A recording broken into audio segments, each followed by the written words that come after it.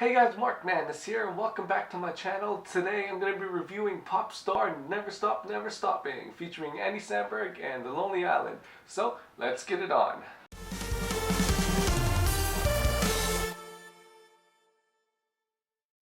Popstar Never Stop Never Stopping. This movie was awesome. This movie was hilarious. I loved every minute of it. From beginning to the end, I was just laughing throughout the whole film. I watched the movie with my friend and she was just giggling or full on laughing. That was the only mode she was in that day, and it was awesome. And this movie was really good. It was film documentary style, but they made everything work, everything fit. It reminded me of Justin Bieber's Never Say Never movie, but the difference was, and the good thing about this movie is Justin Bieber was not in it.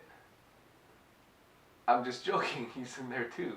This movie had so many cameos of musicians and music artists in the industry. Usher had a cameo in it, and he had such a weird part in it. Carrie Underwood was in there, and Nas was in there, Mariah Carey was in there, 50 Cent was in there, just to name a few. There was a lot more other people in there that cameoed, but that was like some of the people that were like right in the beginning of the movie, and it was so cool because I did not expect to see all these people. I didn't expect to see 50 Cent. T.I. was in the movie too, I think, and I was like, what the hell? But it was awesome, man. It was so funny to watch all these people on screen and just like be themselves, and some people, even like Justin Bieber, who was in it too, he kind of dumbed himself down and started playing like a stupid version of himself. So I like that about him. It was awesome. It was like one giant music video for everybody who's ever sung and played an instrument ever in Hollywood, and it was awesome. It worked because it was Andy Samberg at the front of the film, and right there beside Andy Samberg was Jorma and Akiva, his two other members of The Lonely Island, and it was awesome to see those guys on screen together because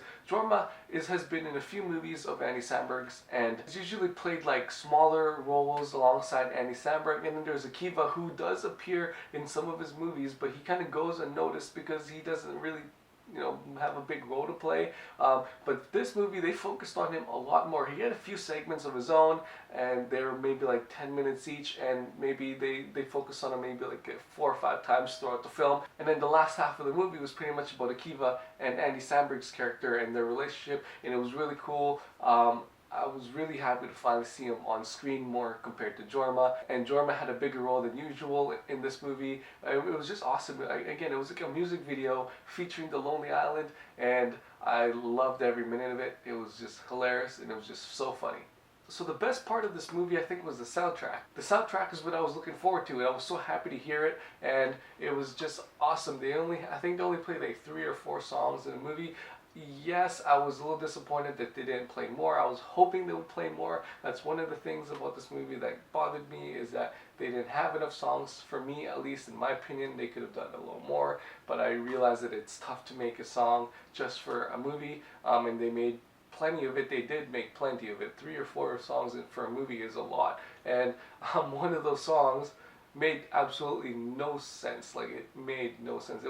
They wrote it and it was meant to not make sense, but because they wrote it, it made sense. Does that make sense?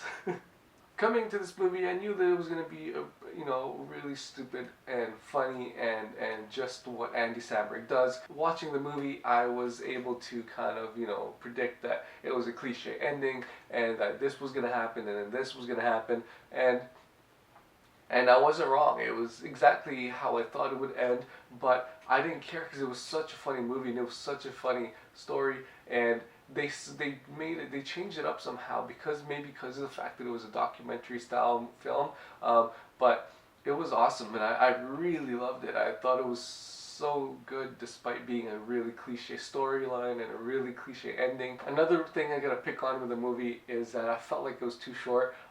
Maybe it was because I was just enjoying it and it was just so funny that time just went by so fast, but I think it was only like an hour and a half, and I understand for a movie like this you can't really go any longer than that, or you can't really drag it out because then it might not be funny anymore, but I think they were on such a good roll that they could have dragged it out for another half hour and it would have been fine because it was so funny, it was so hilarious. But that's just me. There were some people in that movie theater that maybe were happy with the length. I enjoyed the whole movie. The movie was so funny, so I was like, yeah, I want to keep going. So a note to some parents, this movie was a little bit inappropriate for the little ones. I went into that movie, I did not know it was going to be that inappropriate. I was expecting swears and all that stuff, but then the boobies came out and I was not expecting that, and it was awkward because I was watching with my friend, and it was just weird when the boobies came out. So a warning to the parents there, if you guys are going to take your kids, just be aware that they might see boobies for the first time in their lives, and they will learn a lot of swear words and very racist slurs. So overall, I thought the movie was good. Overall, I thought the movie was hilarious. That's all I cared about, was that it was funny. And I was laughing endlessly, and that's what mattered in a movie like this that wasn't supposed to be taken seriously. I went in there expecting a funny movie, and I walked out satisfied that I watched a funny movie. So all in all, I would give this movie 4 out of 5 because of those facts that I listed. I wish it was longer. I wish there could have been more songs, and I wish I had known it was appropriate for kids. It doesn't matter for me. I should have checked it. I should have known that it was going to be inappropriate for kids. But to those parents who are planning on taking their kids to this movie, just watch out. So I think that's it for my video. Thank you guys for stopping by once again. And write down in the comments below what you thought of this review, and let me know if you're planning to watch the movie. And if you are, let me know what you thought was the best part of that movie. Don't forget to hit the subscribe button, give me a thumbs up, and follow me on my Twitter and Facebook page at It's MarcMadness, and be sure to stay tuned to all my videos. I promise I got some more coming your way. I have a gaming video coming up hopefully in the next few weeks, and I want to get that out to you guys. It's a horror game, so I'm going to be recording myself playing a horror game, and I'm very excited because I've been waiting for this game for a while. I'm not going to say what it is, but I'm so excited to scare the pants off myself. Okay, thank you guys again for stopping by, and remember, don't forget to keep the madness going. I'll see you guys later.